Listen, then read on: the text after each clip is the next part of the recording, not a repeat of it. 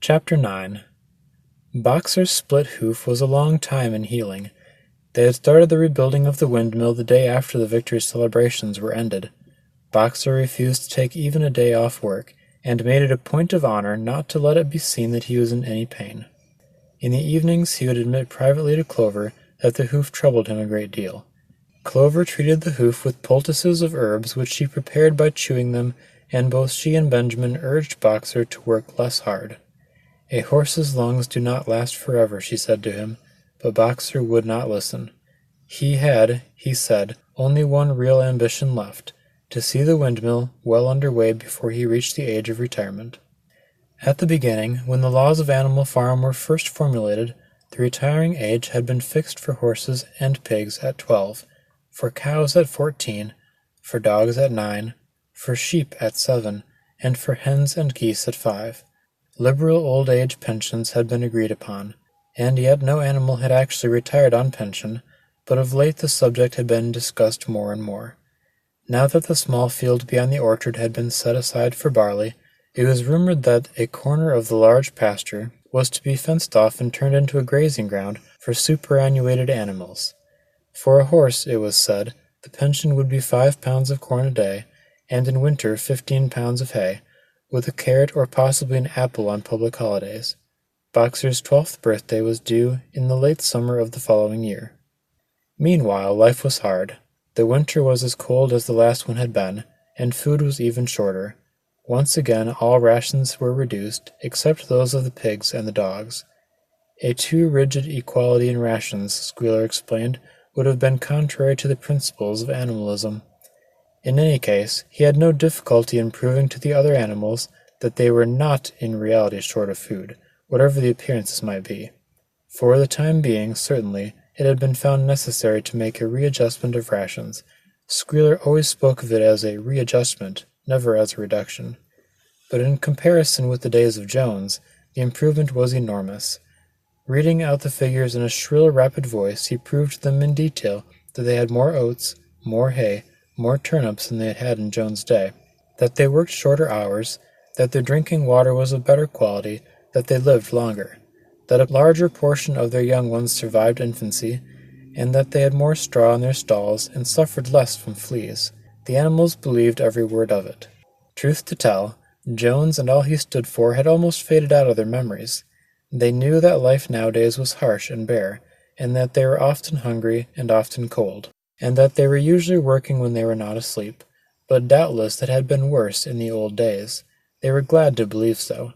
Besides, in those days they had been slaves, and now they were free, and that made all the difference, as Squealer did not fail to point out. There were many more mouths to feed now. In the autumn the 4 sows had all littered about simultaneously, producing 31 young pigs between them. The young pigs were piebald, and as Napoleon was the only boar on the farm, it was possible to guess at their parentage. It was announced that later, when bricks and timber had been purchased, a schoolroom would be built in the farmhouse garden. For the time being, the young pigs were given their instruction by Napoleon himself in the farmhouse kitchen. They took their exercise in the garden, and were discouraged from playing with the other young animals. About this time, too, it was laid down as a rule that when a pig and any other animal met in the path, the other animal must stand aside, and also that all pigs, of whatever degree, were to have the privilege of wearing green ribbons on their tails on Sundays. The farm had had a fairly successful year, but was still short of money. There were the bricks, sand, and lime for the schoolroom to be purchased, and it would also be necessary to begin saving up again for the machinery for the windmill. Then there were lamp oil and candles for the house, sugar for Napoleon's own table. He forbade this to the other pigs, on the ground that it made them fat, and all the usual replacements such as tools, nails, string, coal, wire, scrap iron, and dog biscuits.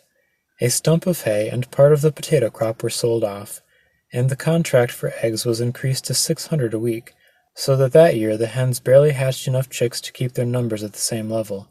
Rations, reduced in December, were reduced again in February, and lanterns in the stalls were forbidden to save oil, but the pigs seemed comfortable enough, and in fact were putting on weight if anything. One afternoon in late February, a warm, rich, appetizing scent, such as the animals had never smelt before, wafted itself across the yard from the little brewhouse, which had been disused in Jones's time, and which stood beyond the kitchen. Someone said it was the smell of cooking barley. The animals sniffed the air hungrily, and wondered whether a warm mash was being prepared for their own supper. But no warm mash appeared, and on the following Sunday it was announced that from now onwards all barley would be reserved for the pigs. The field beyond the orchard had already been sown with barley, and the news soon leaked out that every pig was now receiving a ration of a pint of beer daily, with half a gallon for Napoleon himself, which was always served to him in the Crown Derby soup tureen. But if there were hardships to be borne, they were partly offset by the fact that life nowadays had a greater dignity than it had had before. There were more songs, more speeches, more processions. Napoleon had commanded that once a week there should be held something called a spontaneous demonstration, the object of which was to celebrate the struggles and triumphs of Animal Farm. At the appointed time, the animals would leave their work and march round the precincts of the farm in military formation, with the pigs leading, then the horses, and then the cows, then the sheep, and then the poultry. The dogs flanked the procession, and at the head of all marched Napoleon's black cockerel.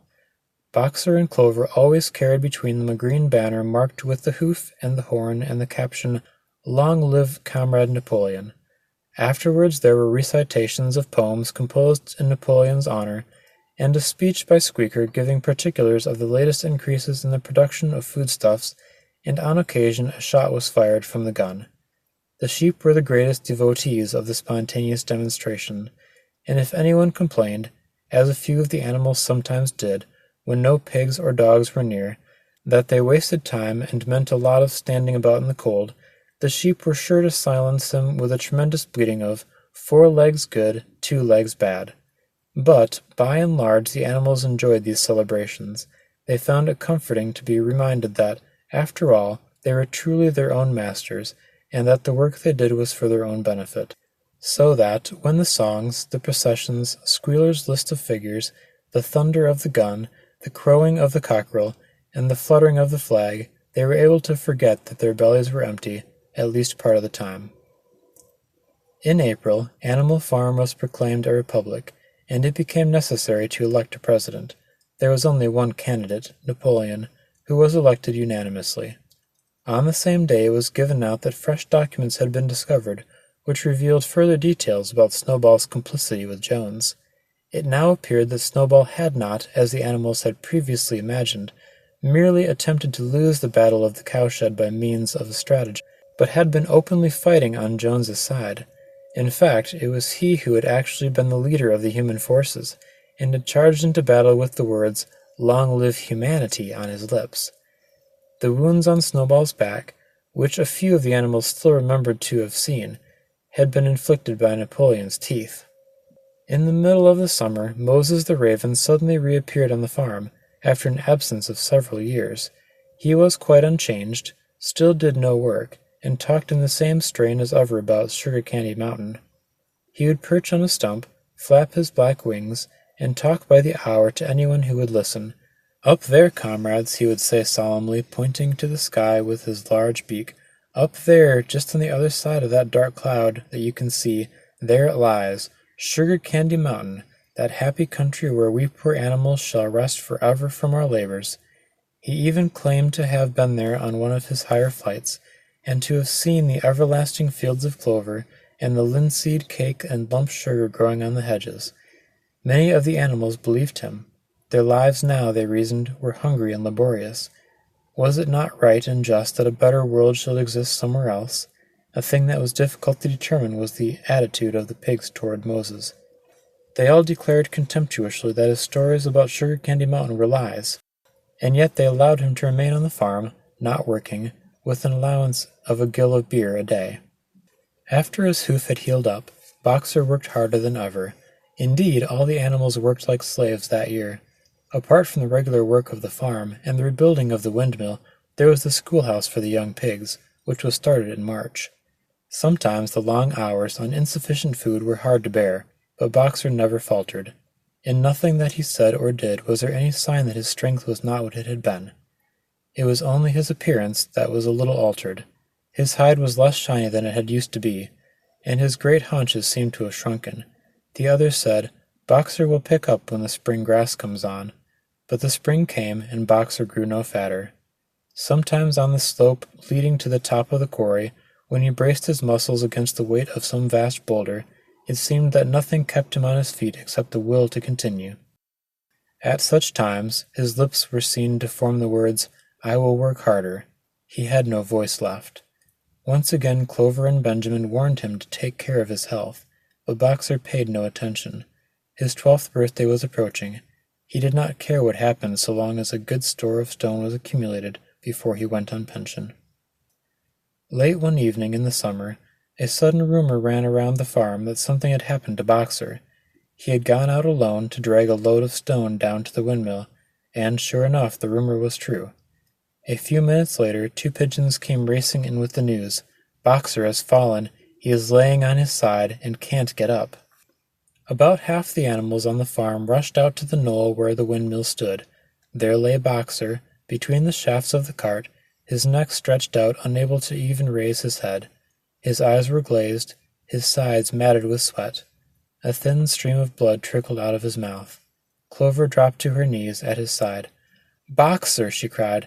"How are you?" "It is my lungs," said Boxer in a weak voice. "It does not matter. I think you will be able to finish the windmill without me. There is a plenty good store of stone accumulated. I had only another month to go in any case. To tell you the truth, I had been looking forward to my retirement, and perhaps, as Benjamin is growing old too, they will let him retire at the same time and be a companion to me." "We must get help at once," said Clover. "Run, somebody, and tell a squealer what has happened." All the other animals immediately raced back to the farmhouse to give Squealer the news. Only Clover remained, and Benjamin, who lay down at Boxer's side, and without speaking, kept the flies off him with his long tail. After about a quarter of an hour, Squealer appeared, full of sympathy and concern. He said that Comrade Napoleon had learned with the very deepest distress of this misfortune to one of the most loyal workers on the farm, and was already making arrangements to send Boxer to be treated in the hospital at Willingdon. The animals felt a little uneasy at this. Except for Molly and Snowball, no other animal had ever left the farm, and they did not like to think of their sick comrade in the hands of human beings. However, Squealer easily convinced them that the veterinary surgeon at Willingdon could treat Boxer's case more satisfactorily than could be done on the farm. And about half an hour later, when Boxer had somewhat recovered, he was with difficulty got on his feet, and managed to limp back to his stall, where Clover and Benjamin had prepared a good bed of straw for him. For the next 2 days Boxer remained in his stall. The pigs had sent out a large bottle of pink medicine, which they had found in the medicine chest in the bathroom, and Clover administered it to Boxer twice a day after meals. In the evenings she lay in his stall and talked to him, while Benjamin kept the flies off him. Boxer professed not to be sorry for what had happened. If he made a good recovery, he might expect to live another 3 years, and he looked forward to the peaceful days he would spend in the corner of the big pasture. It would be the first time that he had had leisure to study and improve his mind. He intended, he said, to devote the rest of his life to learning the remaining 22 letters of the alphabet. However, Benjamin and Clover could only be with Boxer after working hours, and it was in the middle of the day when the van came to take him away. The animals were all at work weeding turnips under the supervision of a pig, when they were astonished to see Benjamin come galloping from the direction of the farm buildings, braying at the top of his voice. It was the first time that they had ever seen Benjamin excited. Indeed, it was the first time that anyone had ever seen him gallop. "Quick, quick," he shouted, "come at once, they're taking Boxer away." Without waiting for orders from the pig, the animals broke off work and raced back to the farm buildings. Sure enough, there in the yard was a large closed van, drawn by 2 horses, with lettering on its side, and a sly-looking man in a low-crowned bowler hat sitting on the driver's seat, and Boxer's stall was empty. The animals crowded round the van. "Goodbye, Boxer," they chorused. "Goodbye." "Fools, fools!" shouted Benjamin, prancing round them and stamping the earth with his small hoofs. "Fools, do you not see what is written on the side of the van?" That gave the animals pause, and there was a hush. Muriel began to spell out the words, but Benjamin pushed her aside, and in the midst of the deadly silence he read, "Alfred Simmons, horse slaughterer and glue boiler, Willingdon, dealer in hides and bone meal, kennels supplied. Do you not understand what this means? They are taking Boxer to the knackers." A cry of horror burst from all the animals. At this moment the man on the box whipped up his horses, and the van moved out of the yard at a smart trot. All the animals followed, crying out at the tops of their voices. Clover forced her way to the front. The van began to gather speed. Clover tried to stir her stout limbs to gallop, and achieved a canter. "Boxer!" she cried. "Boxer! Boxer! Boxer!" And just at this moment, as though he had heard the uproar outside, Boxer's face, with the white stripe down his nose, appeared at the small window at the back of the van. "Boxer!" cried Clover in a terrible voice. "Boxer, get out! Get out quickly! They're taking you to your death!" All the animals took up the cry, "Get out, Boxer! Get out!" But the van was already gathering speed and drawing away from them. It was uncertain whether Boxer had understood what Clover had said, but a moment later his face disappeared from the window, and there was the sound of a tremendous drumming of hoofs inside the van. He was trying to kick his way out. The time had been when a few kicks from Boxer's hoofs would have smashed the van to matchwood, but alas, his strength had left him, and in a few moments the sound of drumming hoofs grew fainter and died away. In desperation the animals began appealing to the two horses which drew the van to stop. "Comrades, comrades," they shouted, "don't take your own brother to his death." But the stupid brutes, too ignorant to realize what was happening, merely set back their ears and quickened their pace. Boxer's face did not reappear at the window. Too late, someone thought about racing ahead and shutting the 5-barred gate. But in another moment the van was through it and rapidly disappearing down the road. Boxer was never seen again. 3 days later it was announced that he had died in the hospital at Willingdon, in spite of receiving every attention a horse could have. Squealer came to announce the news to the others. He had, he said, been present during Boxer's last hours. "It was the most affecting sight I have ever seen," said Squealer, lifting his trotter and wiping away a tear. "I was at his bedside at the very last, and at the end, almost too weak to speak, he whispered in my ear that his soul's sorrow was to have passed on before the windmill was finished. 'Forward, comrades,' he whispered, 'forward in the name of the rebellion. Long live Animal Farm! Long live Comrade Napoleon! Napoleon is always right.' Those were his very last words, comrades." Here Squealer's demeanor suddenly changed. He fell silent for a moment, and his little eyes darted suspicious glances from side to side before he proceeded. It had come to his knowledge, he said, that a foolish and wicked rumor had been circulating at the time of Boxer's removal. Some of the animals had noticed that the van which took Boxer away was marked "Horse Slaughterer," and had actually jumped to the conclusion that Boxer was being sent to the knackers. It was almost unbelievable, said Squealer, that any animal could be so stupid. "Surely," he cried indignantly, whisking his tail and skipping from side to side, "surely they knew their beloved leader, Comrade Napoleon, better than that." But the explanation was really very simple. The van had previously been the property of the knacker, and had been bought by the veterinary surgeon, who had not yet painted the old name out. That was how the mistake had arisen. The animals were enormously relieved to hear this, and when Squealer went on to give further graphic details of Boxer's deathbed, the admirable care he had received, and the expensive medicines for which Napoleon had paid without a thought as to the cost, their last doubts disappeared, and the sorrow that they felt for their comrade's death was tempered by the thought that at least he had died happy. Napoleon himself appeared at the meeting on the following Sunday morning and pronounced a short oration in Boxer's honor. It had not been possible, he said, to bring back their lamented comrade's remains for interment on the farm, but he had ordered a large wreath to be made from the laurels in the farmhouse and sent down to be placed on Boxer's grave.